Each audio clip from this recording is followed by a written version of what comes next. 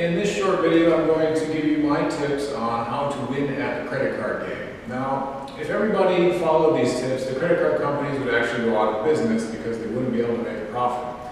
Everybody would pay off their charges in the month, they would get rewards, the credit card companies would be paying out more than they're taking in. Nobody would pay interest, and so obviously this admittedly isn't for everybody.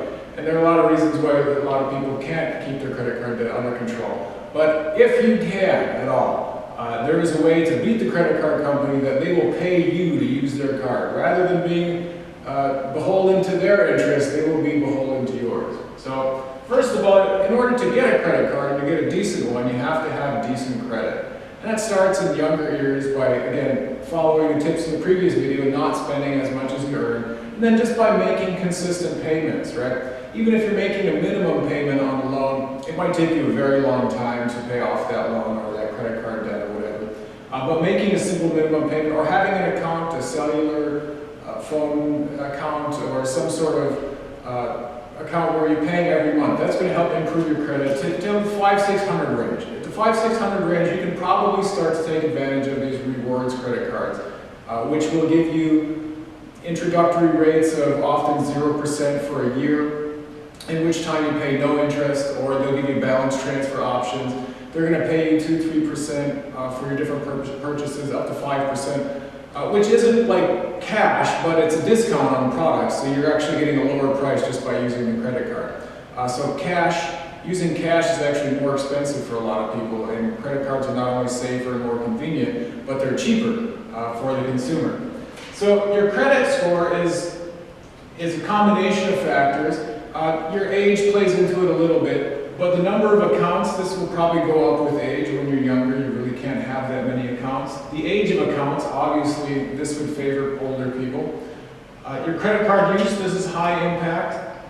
So the percent of your credit card balances that you're using, if you have a $1,000 balance and you're using $900, then that's going to have a high impact. If you have a $50,000 available balance, and you're only using less than 10%, that's kind of the magic number, then you're going to increase your credit score.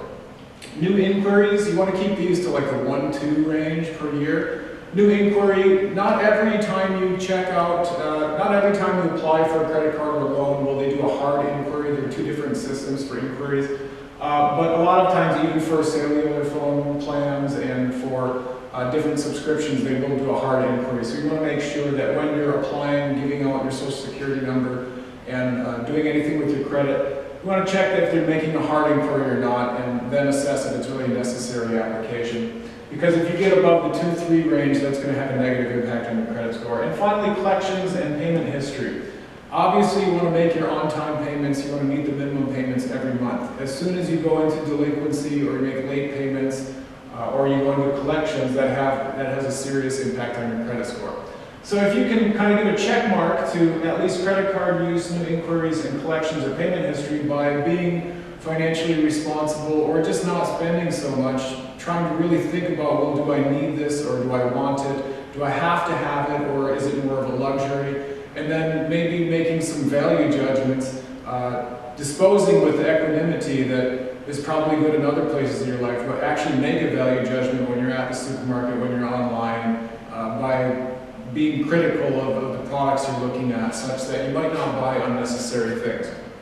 Because your credit score is going to follow you around for a long time, and you want to be able to, again, beat the credit card companies. And to do so, you're going to need probably 600, 700 range credit score, which is pretty good. It's on the higher end of the average, right? But you don't need 800, 850. You don't need perfect credit in order to beat the credit card companies. Your number one goal is to pay off the balance every month, to get zero interest. If you guarantee pay off the balance every month, then basically you're just using the credit card as cash. You can think of it as a short-term loan.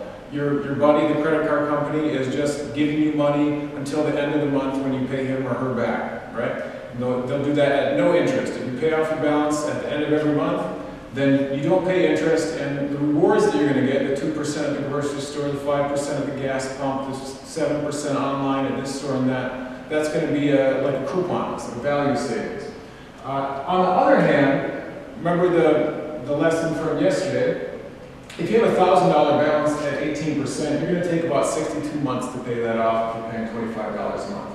That's $1,000 plus the $538 interest. And so that's 5 years if you're paying $25 a month. And that's when you don't spend anything more on those credit cards.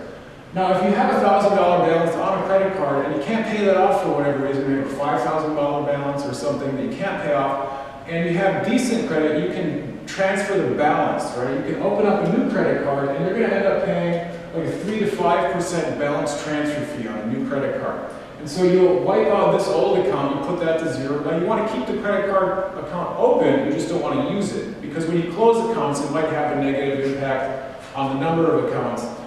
So that might actually reduce your score. But if you transfer this balance and you open a new card, if your new inquiries aren't so high, you're actually going to use less of your credit card potential limit because you've got now 2 cards. So you transfer that balance for 3 or 5%, it's like 30 to 50 bucks on that $1,000.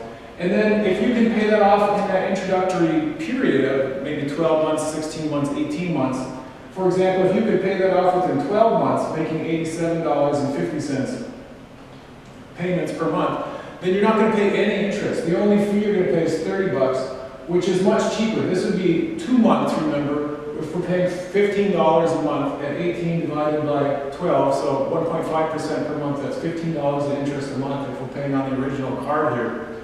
That fee, 30 bucks, is only 2 months interest there. And so if you paid off, even if you paid the same amount, $87.50, so I know that's more than $25 per month. So even if you pay that $25 per month, you're going to reduce your balance such that you're going to pay less interest by the time you pay off the card. But if you paid this $87.50 to the original card, you're going to take 13 months. So you're going to save about $50-some by transferring.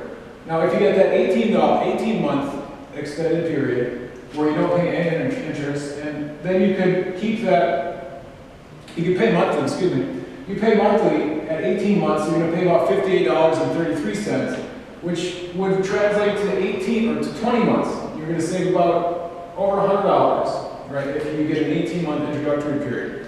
And so how do we figure out all of these different number of months it's going to take? It's kind of a complex formula. It's going to be a series. You know, each month you've got a new amount because you're reducing the amount of the principal with your increased payments or with your ongoing payments.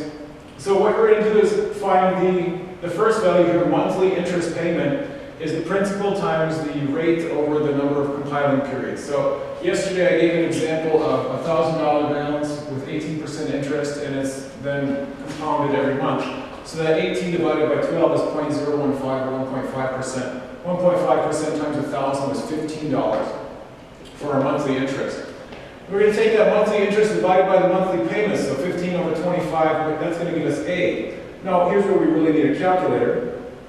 15 over 25 is A, that's 0.6. We're going to take A, subtract that from 1, we get 0.4 here for B.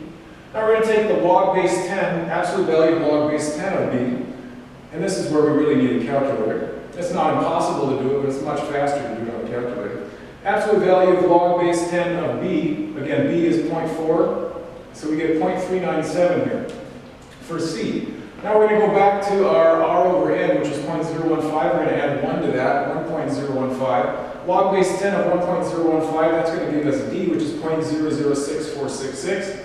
Finally, we're going to divide C, again, which is 0.3979, divided by D here, which is 0.006466. And that's going to give us the number of months it would take to pay off the loan, right?